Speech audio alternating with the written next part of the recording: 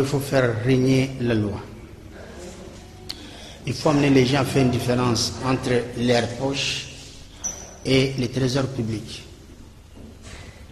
Ça, c'est la première option qui a une suite parce que ce qui s'est passé, ça s'est passé sous le régime, sous le précédent régime, mais aussi ce sont des pratiques qui se faisaient du temps de Mobutu.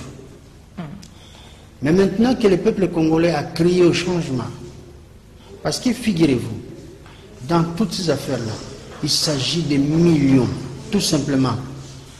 On n'a jamais reproché quelqu'un d'avoir volé 10 000 francs, 1000 $, ce sont des millions.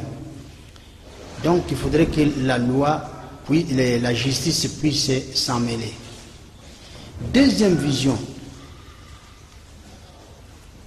j'admets que nous sommes victimes d'un complot international, comme le disait Laurent Désiré Kabila, qui connaissait les tenants et les aboutissants de ce qui s'est passé lorsqu'il était encore vivant et de ce qui allait se passer. Lorsque vous avez un responsable, que ce soit dans une entreprise ou que ce soit sur le plan national, au niveau à la tête de l'État, lorsque vous laissez les portes des coffres forts ouvertes, accessibles à tout le monde, donc vous appelez les gens à se servir. Et c'est ce que Kabila a fait.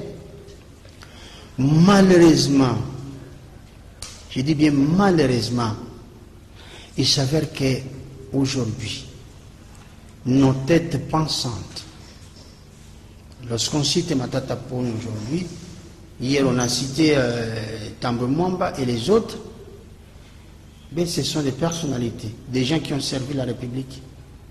Et ce sont des cerveaux aujourd'hui qui sont impliqués, plus ou moins, je ne peux pas affirmer, qui sont pointés du doigt. Ça affaiblit notre pays parce qu'à un moment donné, j'ai l'impression que c'est toute l'élite politique qui va se retrouver en prison. Parce que moi j'encourage les chefs de l'État à aller jusqu'au bout. Mais encore une fois, il s'agit de la justice. Lorsqu'on a pointé du doigt quelqu'un pour dire qu'il a volé des millions, cela ne fait pas de lui directement un coupable.